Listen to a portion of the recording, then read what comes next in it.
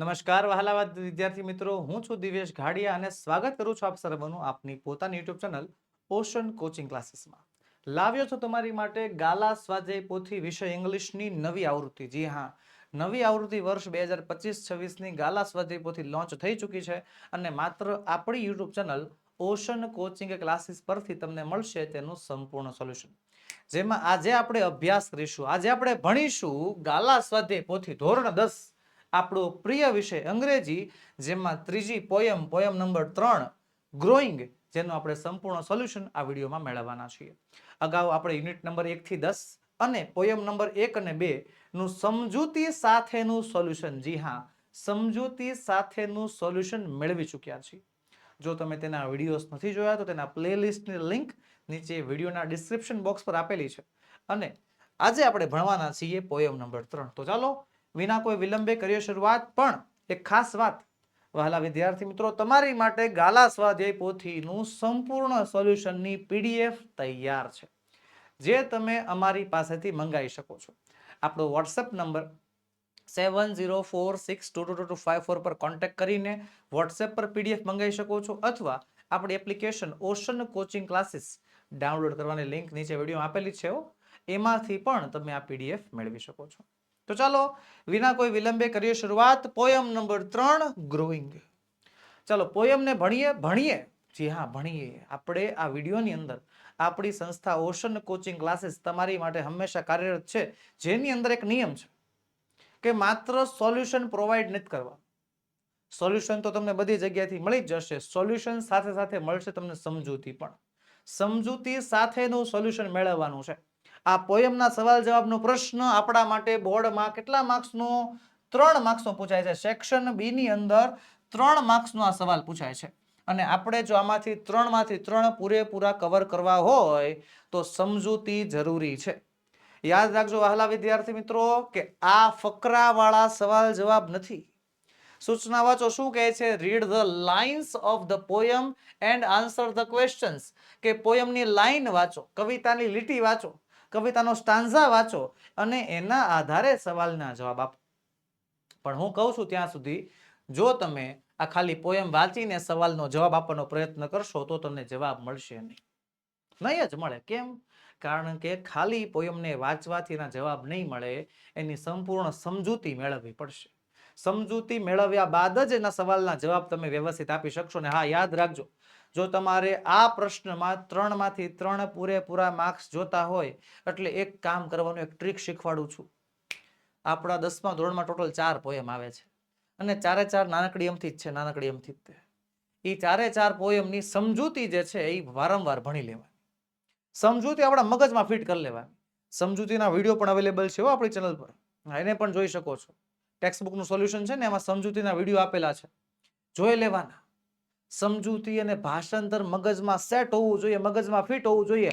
ગમે એ પોયમ પૂછાય, ગમે એ પોયમની સ્ટાન્ઝા આપે, સમજૂતી મગજમાં તરત હાઇલાઇટ થાય અને તરત તમે સવાલના જવાબ વ્યવસ્થિત અને વિથઆઉટ એની ગ્રામરેટિકલ મિસ્ટેક આપી શકો. તો વહાલા વિદ્યાર્થી મિત્રો, થઈ જાઓ તૈયાર સમજૂતી સાથેના સોલ્યુશન માટે. Poem number 3 growing. આ જે પોયમ છે ને, આ પોયમ શેના માટે લખી છે ખબર છે? એક યુવાન કવિયત્રીએ પોતાની માતા માટે. આ જે પોયમ લખનાર છે એક સ્ત્રી છે, કવિયત્રી છે. એ કવિયત્રીએ પોતાની માતા માટે, પોતાની માતાને સંબોધન કરતા આ એક કવિતા લખી છે, જેમાં એ પોતાની માતાને કહે છે કે માં, હવે હું દુશ્મન સામે લડવા તૈયાર છું, હવે આ દુનિયામાં બહાર આવવા તૈયાર છું, હું આ દુનિયાની જે કાંઈ પણ પ્રોબ્લેમ્સ છે એનો સામનો કરવા તૈયાર છું, મને તમે પરવાનગી આપો, મને તમે રજા આપો કે હું બહાર જાઉં. એ વિકસે છે, ગ્રો થાય છે, આગળ વધે છે. હું તૈયાર છું મારા પગભર થવા માટે, એવું આ પોયમમાં સમજાવવા માંગે છે. શું કે જોતો, આઈ એમ living now two slay the ફોય. કે હું જાઉં છું, હું લિવિંગ એટલે શું થાય? નીકળવું.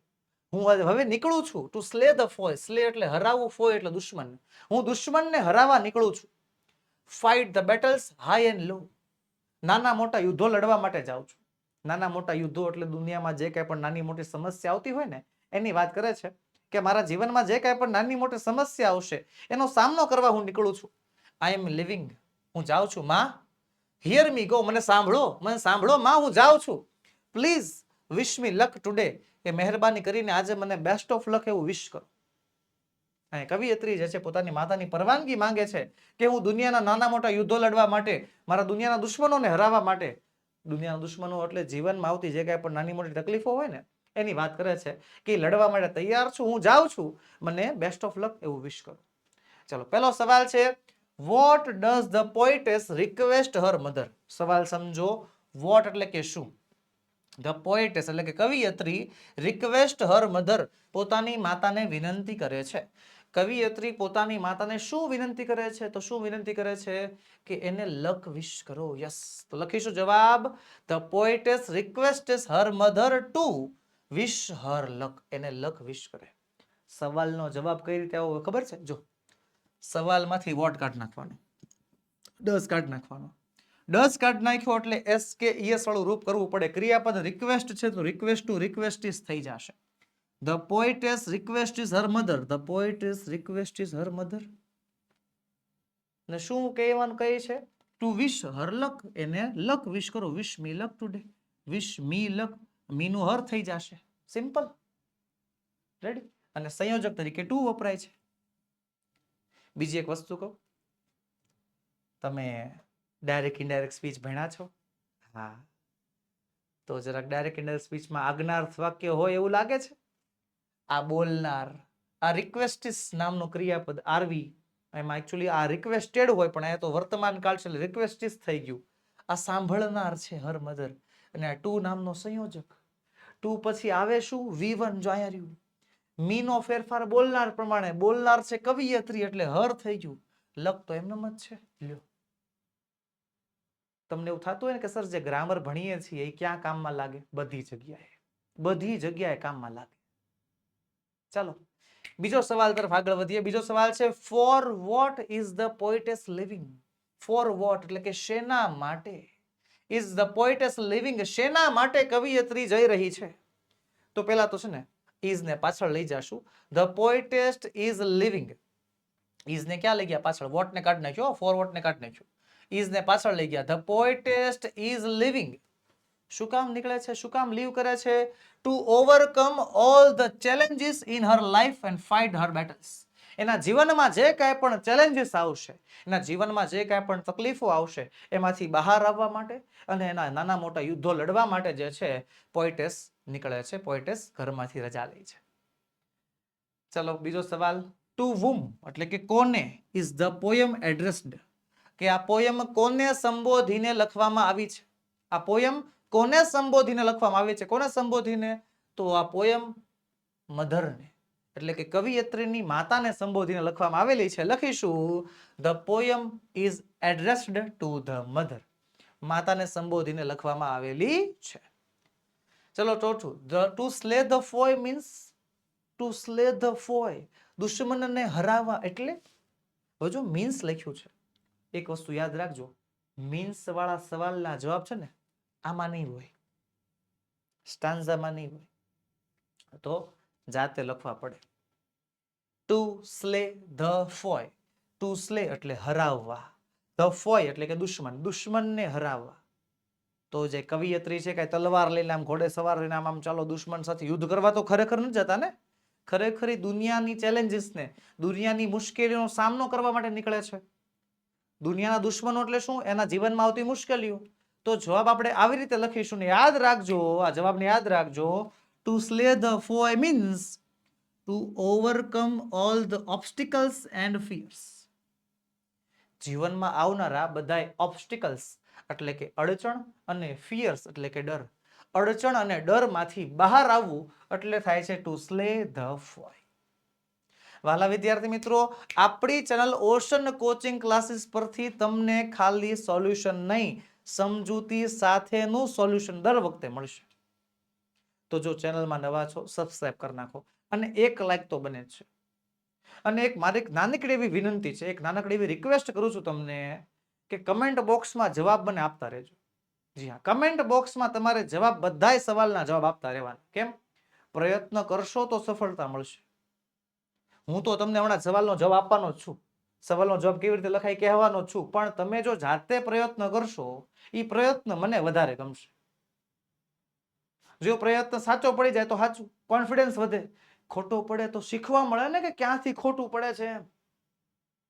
બરોબર. કિનારા ઉપર બેસવા વાળા ક્યારેય તરતા શીખી ન શકે. એકવાર કુવામાં કૂદકો મારવો તો પડે જ, ત્યારે તરતા પરફેક્ટ આવડે. તો ભાઈ કમેન્ટ બોક્સની અંદર જવાબ ફરજિયાત લખવા, જેવા આવડે એવા.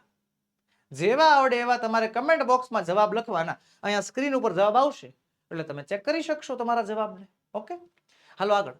Fight the battle high and low means, હાલો હાલો કમેન્ટ બોક્સ, કમેન્ટ બોક્સમાં જવાબ, કમેન્ટ બોક્સ ખુલ્લું જ રાખવાનું. મેં આગળ કીધું તું મીન્સ જે છે એનો જવાબ અહીંયા નહીં હોય. Fight the battle high and low, નાના મોટા યુદ્ધો લડવા એટલે શું? તો કમેન્ટ બોક્સમાં તમારે પહેલા તમારી રીતે મને જવાબ આપવાનો છે કે નાના મોટા યુદ્ધો લડવા એટલે થાય શું.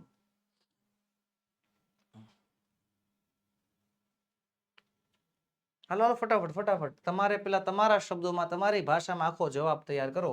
સ્ટાન્ઝા તમારી સામે છે, શબ્દો તમારી સામે છે. Fight the battle high and low. Fight એટલે લડવું, ધ બેટલ એટલે યુદ્ધ, હાઈ એન્ડ લો નાના મોટા. ચલો જવાબ લખ્યો છે, ચલો ચકાસીએ. Fight the battle high and low એટલે શું થાય? તો કે નાના મોટા યુદ્ધો લડવા એટલે જીવનમાં જે નાની મોટી પ્રોબ્લેમ્સ આવશે એનો સામનો કરવો. Right. Fight the battles high and low means fight all the small and big problems. જો fight all the small and big problems in life. જીવનમાં જે કાંઈ પણ નાની મોટી પ્રોબ્લેમ આવે છે તેનો સામનો કરવાનો. હાલો પછી છઠ્ઠું છે light rhyming words from the poem. Poem માંથી રાઇમિંગ વર્ડ્સ લખવાના છે. રાઇમિંગ વર્ડ્સ એટલે શું? રાઇમિંગ વર્ડ એટલે સમાન પ્રાસવાળા શબ્દો. હાલો હાલો ફટાફટ કમેન્ટ બોક્સમાં જવાબ તમારો આવવો જોઈએ. કમેન્ટ બોક્સની અંદર બધા વ્યુઅર્સને જવાબ આપવાનો છે. રાઇમિંગ વર્ડ, આ જે સ્ટાન્ઝા છે, આ સ્ટાન્ઝા માંથી, આ પોએમ માંથી તમારે મને રાઇમિંગ વર્ડ્સ જાણીને કહેવાના છે કે આમાંથી રાઇમિંગ વર્ડ્સ કયા કયા છે. ઓકે હાલો ફટાફટ ફટાફટ જવાબ આવવાનો છે. જવાબ આપવો જ પડે, જવાબ આપવો જ પડે તમારે. ચાલો તે જવાબ ચકાસે. તમારો જવાબ છે ફોલોગો. ફોલોગો આ જવાબ છે. સાતમું છે vote is the synonym of the word enemy. Enemy નામના શબ્દનો સમાનાર્થી શબ્દ. કમેન્ટ બોક્સ ઓપન જ છે, તમારે કમેન્ટ કરવાની જ છે, જવાબ આપવાનો છે. Vote is the synonym of the word enemy. હવે સિનોનિમ એટલે સમાનાર્થી, એનિમી એટલે દુશ્મન. દુશ્મન શબ્દનો સમાનાર્થી સ્ટાન્ઝામાં આપ્યો છો પાછો. હા ક્યાં છે? અહીંયા રહેજો છે ને. ઓ ઓ એટલે થાય દુશ્મન, શત્રુ. ચલો આગળ વધીએ બીજા સ્ટાન્ઝા તરફ. બીજા સ્ટાન્ઝામાં શું કહે છે? I have grown my wings, I want to fly. I વી નો મતલબ થાય I have. I have grown my wings, કે મેં મારા પંખ ઉગાડી લીધા છે. I want to fly, મારે ઉડવું છે. મેં મારા પંખ મોટા કરી લીધા છે, મારે ઉડવું છે. Seize my victories, સફળતાઓ મેળવવી છે. Where there lie, જ્યાં છે ત્યાંથી. મેં મારા પંખ ઉગાડી લીધા છે, મારે ઉડવું છે. એટલે ટૂંકમાં કવિયત્રી એમ કહેવા માંગે છે કે હું હવે એટલી આત્મનિર્ભર થઈ ગઈ છું કે હું હવે મારું કરિયર બનાવી શકું, હું મારી રીતે મારું જીવન આગળ વધારી શકું. સીઝ માય વિક્ટરીઝ, મારે સફળતાઓ મેળવવી છે. જ્યાં ત્યાં છે. વેર ધેર લાય, જ્યાં હોય ત્યાંથી. મારી સફળતા જ્યાં હોય ત્યાંથી મને મારી સફળતા મેળવવી છે. આઈ એમ ગોઈંગ મોમ, કે માં હું જાઉં છું, બટ પ્લીઝ ડોન્ટ ક્રાય, પણ તમે રડતા નહીં. કે માતા હું જાઉં છું પણ તમે રડતા નહીં. Just let me find my way, ખાલી મને મારો રસ્તો એકવાર શોધી લેવા દો, મને મારો માર્ગ જાણી લેવા દો. બરોબર, તમે રડતા નહીં. ચાલો હવે પહેલો સવાલ છે what does the poetess request her mother. કે કવિયત્રી તેની માતાને શું વિનંતી કરે છે? સર આવો સવાલ તો આગળના સ્ટાન્ઝામાં હતો જ તેને. હા તો સર એમાં જે જવાબ લખ્યો છે એ જવાબ બેઠો લખી નાખીએ. મજા આવી ગઈ. યસ, સ્વાધ્યાય પોથીના અમુક અમુક સવાલ તો એવા હોય ને મજા જ આવ્યા કરે. ઉપર એવો સવાલ છે, નીચે એવો જ સવાલ છે. યસ, જવાબ નહીં ચાલે. કેમ? કારણ કે ઉપરના સ્ટાન્ઝામાં જે સવાલ હતો તે ઈ સ્ટાન્ઝા પ્રમાણે હતો અને અહીંયા જે સવાલ છે તે આ સ્ટાન્ઝા પ્રમાણે છે. સવાલ સમજો. What does poetess request her mother, કે શું આ કવિયત્રી એની માતાને વિનંતી કરી છે. ચાલો જવાબ લખીએ. તો જવાબમાં જો અહીંયા છે પ્લીઝ ડોન્ટ ક્રાય, રડવાનું નહીં એવી વિનંતી કરે. જો ને લે પ્લીઝ ડોન્ટ ક્રાય. હવે જો સવાલ કઈ રીતે વોટ કાઢવાનું, ડઝ કાઢી નાખવાનું. ડઝ કાઢી નાખ્યું એટલે પોએટેસમાં રિક્વેસ્ટ શું થઈ જશે? રિક્વેસ્ટિસ. લખીશું the poetess requests her mother. The poetess requests her mother. આ રિક્વેસ્ટ શું થઈ જશે? રિક્વેસ્ટિસ. શું રિક્વેસ્ટ કરે છે? Don't cry, not to cry, રડવાનું નહીં એવી વિનંતી કરે છે. ઓકે, હાલો બીજો સવાલ છે which line in the poem means, કે આ પોયમમાં એવી કઈ લાઈન છે જેનો મતલબ થાય છે I want to find out what I can do and succeed in that. Which line in the poem means એટલે કે આ પોયમમાં એવી કઈ લાઈન છે જેનો મતલબ આવો થાય છે. જોયું તમને શું કર્યું? લાઈનનો મતલબ નથી પૂછ્યો. આ લાઈનનો મતલબ શું થાય એવું નથી પૂછ્યું, ઊંધું પૂછ્યું. આ મતલબની કઈ લાઈન છે? લાઈનનો મતલબ નહીં, મતલબમાંથી લાઈન કયો. ઊંધી રીતે પણ પૂછી શકે. એટલા માટે તો કહું છું પોયમમાંથી સવાલ જવાબ, ફકરામાંથી સવાલ જવાબ આવે એટલા સહેલા નથી હોતા. ફકરો તમે એકવાર વાંચો યાદ રહી જાય, એકવાર વાંચો સવાલનો જવાબ મળી જાય, પણ પોયમમાં એવું ન ચાલે. પોયમને ખાલી વાંચવાથી આવડે નહીં અને સમજૂતી મેળવવી પડે. ટ્રીક યાદ રાખજો વહાલા વિદ્યાર્થી મિત્રો, બહુ મસ્ત મજાની મોસ્ટ આઈએમપી ટ્રીક આપું છું. બોર્ડની એક્ઝામ આપો એની પહેલા, કોઈ પણ મોડલ ટેસ્ટ કે રાઉન્ડ ટેસ્ટ જે કાંઈ પણ આપો એની પહેલા આપણા 10મા ધોરણમાં 4 પોયમ છે. કેટલી પોયમ છે? 4. એ 4 પોયમને આટી ઘૂંટી કરીને પી લેવાની. એટલે ચોપડીને પન્ના ફાડીને આમ બ્લેન્ડર બનાવીને પી લેવાનું એમ? ના ના ભાઈ, એમ ન કરતા. આટી ઘૂંટીને પી લેવાની. એટલે એ 4 પોયમની સંપૂર્ણ સમજૂતી આપણા મગજમાં હોવી જોઈએ. ભાષાંતર અને સમજૂતી આપણી પાસે હોવી જ જોઈએ, આપણા મગજમાં સેટ હોવી જોઈએ. એટલે એની ટાઈમ ગમે એ પૂછાશે, 4 પોયમમાંથી જ પૂછાશે, તો 4 પોયમમાંથી ગમે એ સ્ટાન્ઝા આવે આપણને આવડતું હોય. સ્ટાન્ઝા વાંચ્યા વગર તમે સવાલનો જવાબ આપી શકો એવી જ સમજૂતી મગજમાં રાખવાની. સમજૂતીના વિડીયો પણ છે. હા, સમજૂતીના વિડીયો પણ આપણી યુટ્યુબ ચેનલ પર છે.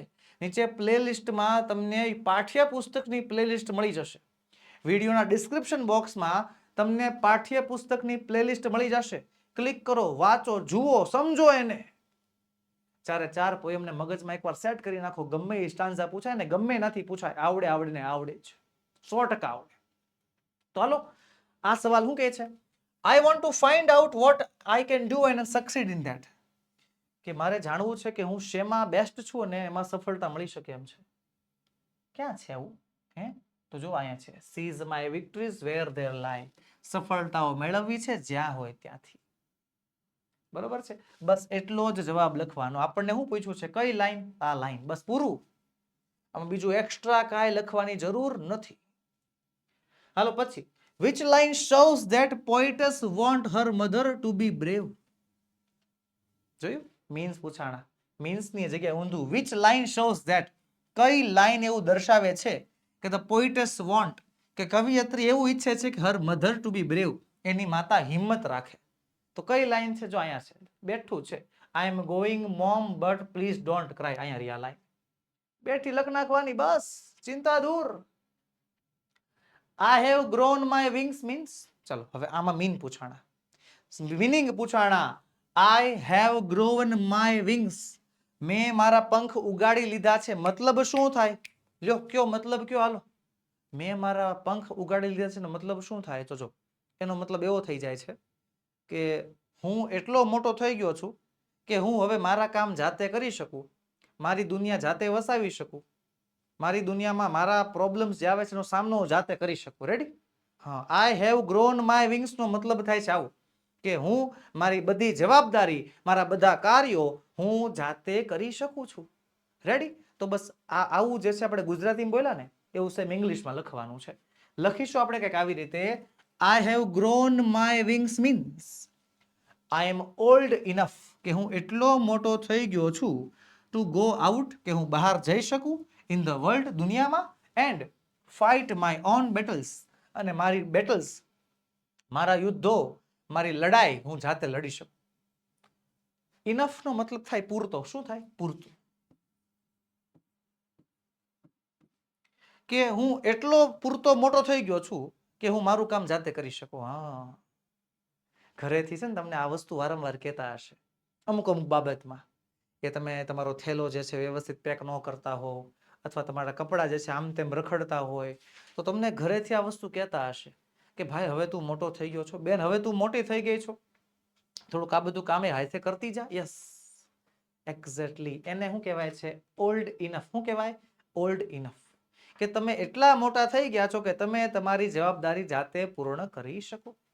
ઓકે, ચાલો આગળ વધીશું. પાંચમું, આઈ વોન્ટ ટુ ફ્લાય મીન્સ આઈ વોન્ટ ટુ ફ્લાય, મારે ઉડવું છે. આનો અર્થ શું થાય? તો ચાલો, આનો અર્થ થાય છે I want two fly means I want to go out and explore the world on my own. કે મારે બહાર જવું છે અને મારે બહારની દુનિયા મારી રીતે માણવી છે. કે મારે બહાર જવું છે, બહારની દુનિયાને મારે મારી રીતે માણવી છે. બસ. ચલો આગળ છે રાઇમિંગ વર્ડ્સ લખવાના છે. Rhyming words. રાઇમિંગ વર્ડ્સ એટલે શું થાય? પ્રાસ વાળા શબ્દો જેના ઉચ્ચારણ સરખા જેવા હોય. કમેન્ટ બોક્સ બંધ તો નથી થઈ ગયું ને? હા, કમેન્ટ બોક્સ ખુલ્લું રાખો, કમેન્ટ કરો કે આ પેરેગ્રાફ માંથી, આ સ્ટાન્ઝા માંથી સરખા પ્રાસ વાળા શબ્દો, રાઇમિંગ વર્ડ્સ કયા કયા? ચાલો ફટાફટ ફટાફટ જણાવો, રાઇમિંગ વર્ડ્સ કયા કયા છે? થઈ ગયા જવાબ? લખાઈ ગયા? ઓકે, ચાલો તમારો જવાબ ચેક કરીએ. જવાબ આવશે ફ્લાય લાય ક્રાય. જો ને, ફ્લાય લાય ક્રાય. ચાલો ત્યારબાદ આગળ વધીએ. સાતમું, vote is the એન્ટોનિયમ of the word defeat? એન્ટોનિયમ એટલે વિરુદ્ધાર્થી. વર્ડ છે ડિફીટ. ડિફીટ એટલે હરાવવું. હરાવવું શબ્દનો વિરુદ્ધાર્થી શબ્દ કયો શબ્દ? હરાવવું શબ્દનો વિરુદ્ધાર્થી શબ્દ શું થાય? એન્ટોનિયમ ઓફ વર્ડ ડિફીટ. ચલો થાય છે શું? વિક્ટરી એટલે કે જીતવું. ચલો આગળ ત્રીજો પેરેગ્રાફ આપ્યો છે આપણને. આઈ want to see and touch and here. કે મારે જોવું છે, અડકવું છે, સાંભળવું છે. મારે જોવું છે, અડકવું છે, સાંભળવું છે. હું આ દુનિયાને જોવા માંગુ છું, આ દુનિયાને સાંભળવા માંગુ છું, આ દુનિયાને સ્પર્શ કરવા માંગુ છું. ધો there are dangers, there are fears. કે જો કે ત્યાં ખતરા હશે, ત્યાં ડર હશે, ત્યાં ભય હશે, છતાં પણ મારે દુનિયાને જોવી છે, સમજવી છે. I will smile my smiles. હું મારી સ્માઇલને વધારે સ્માઇલ કરાવતી રહીશ. and dry my tears. મારા આંસુઓને સૂકવતી રહીશ. Please let me speak my સે. મહેરબાની કરીને મારે જે બોલવું છે, મારે જે કહેવું છે, એ મને કહેવા દો. ચાલો પહેલો સવાલ, which lines show that the poetess is aware of the difficulties in life? કે કઈ લાઈન એવું દર્શાવે છે કે જે પોઈટેસ છે, જે કવિયત્રી છે ને, એ જાગૃત છે પોતાની પરેશાનીઓથી, પોતાની ડિફિકલ્ટીઝથી.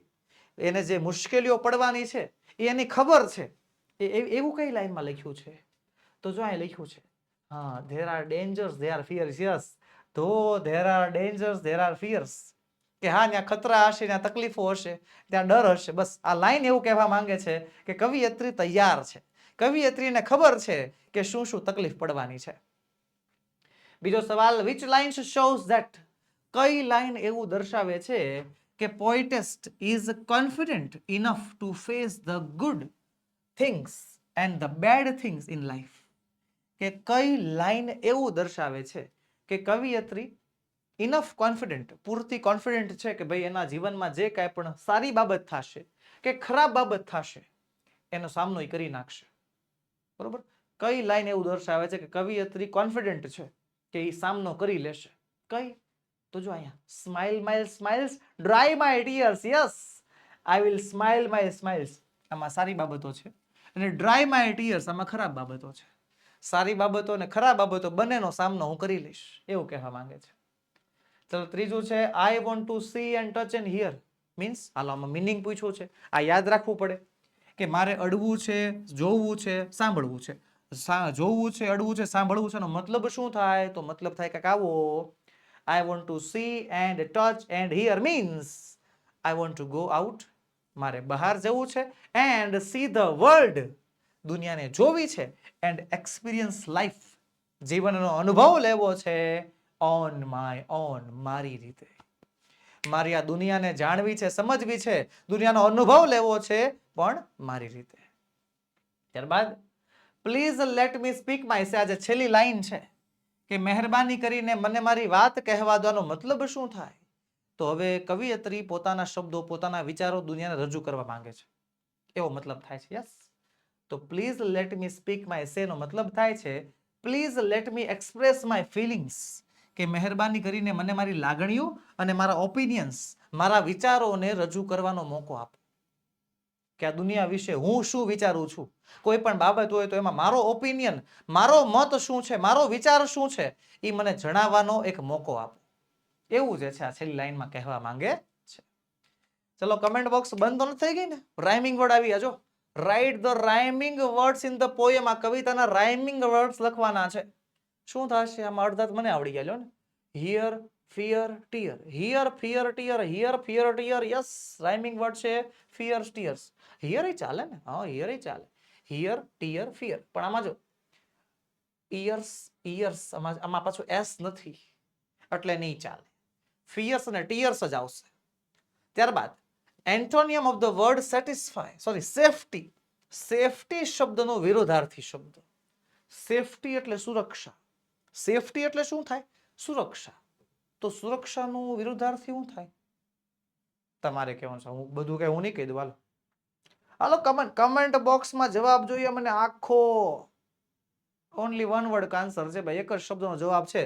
સેફટીનું વિરુદ્ધાર્થી પેરેગ્રાફમાંથી શોધીને, સ્ટાન્ઝામાંથી શોધીને લખો. ચાલો ફટાફટ. શું આવે? The એન્ટોનિયમ of the word safety. લખાઈ ગયો? ઓકે. થાય છે ડેન્જરિયસ અથવા તો ડેન્જર. ચલો આગળ. ચોથો paragraph. I am off to find my world. I am off એટલે કે હું નીકળી ચૂકી છું. ટુ ફાઇન્ડ માય વર્લ્ડ, મારી દુનિયાને શોધવા.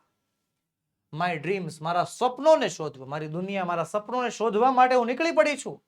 Crave my niece so my seems, મારું નસીબ કોતરવા, મારા કર્મોને ભોગવવા હું નીકળી પડી છું. રિમેમ્બર, યાદ રાખજે. As I sail my streams, કે હું મારા કરિયરમાં મારા ઝરણાની જેમ આગળ ને આગળ વહેતી જઈશ, પણ I will love you all the way, પણ હું તમને અનંત સુધી પ્રેમ પણ કરતી રહીશ.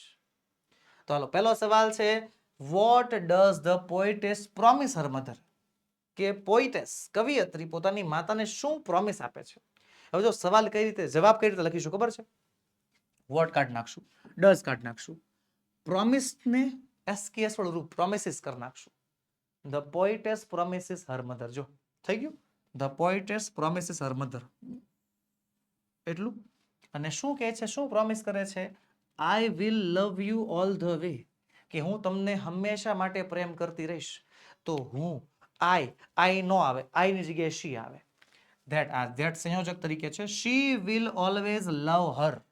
શી વિલ ઓલવેઝ લવ હર. બરોબર, કે પોએટ્રેસ પોતાની માતાને પ્રોમિસ કરે છે કે તે એને હંમેશા પ્રેમ કરતી રહેશે. ઓકે. ત્યારબાદ બીજો સવાલ, second question. Crave my niche means, crave my niece એટલે શું થાય? પોતાનું નસીબ જાતે કોતરશે. યસ, લખીશું જવાબ. Carve my niche means create my own place in the world. આ દુનિયામાં મારી જગ્યા હું જાતે બનાવીશ. ત્યારબાદ ત્રીજું, the poetess wants to find her. કવિયત્રી ફાઇન્ડ હર, શું શોધવા માંગે છે?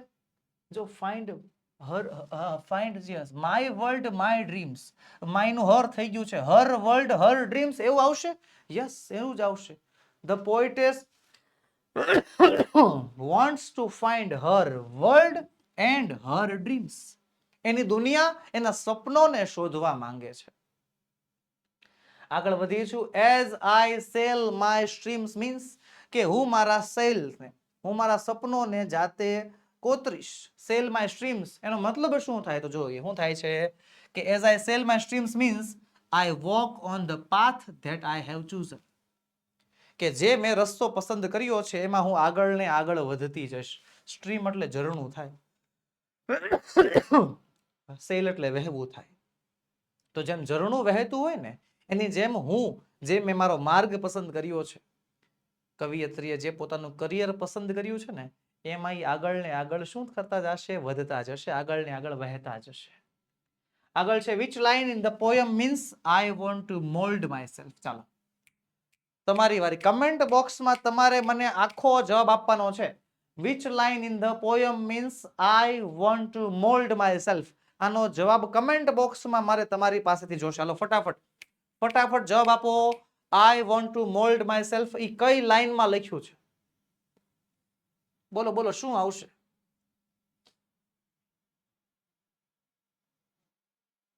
લખાઈ ગયો જવાબ? ચાલો હજી તો 2 સેકન્ડ જ થઈ છે. ચાલો કાંઈ નહીં, ફટાફટ લખો શું આવે જવાબ. Which line in the poem means I want to mold myself? તો જવાબ આવે છે શું? સો માય સિમ્સ. પોતાના કર્મો જાતે જોવા. ચાલો આગળ વધીએ.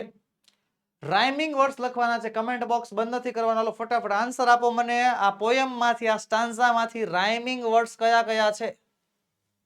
મને તો અડધા મળી ગયા. જો ને મળી ગયા. યસ, રાઇમિંગ વર્ડ્સ છે. જો ડ્રીમ્સ, સીમ્સ, સ્ટ્રીમ્સ. જો ને છેલ્લે AMS, AMS, EAMS, EAMS. જો ને EAMS, EAMS, EAMS. ઉચ્ચારણ સરખા જેવું છે ને. Dreams, seems, streams. ત્યારબાદ હાલો આગળ વધીએની પહેલા વાલા વિદ્યાર્થી મિત્રો એક ખાસ નોંધ.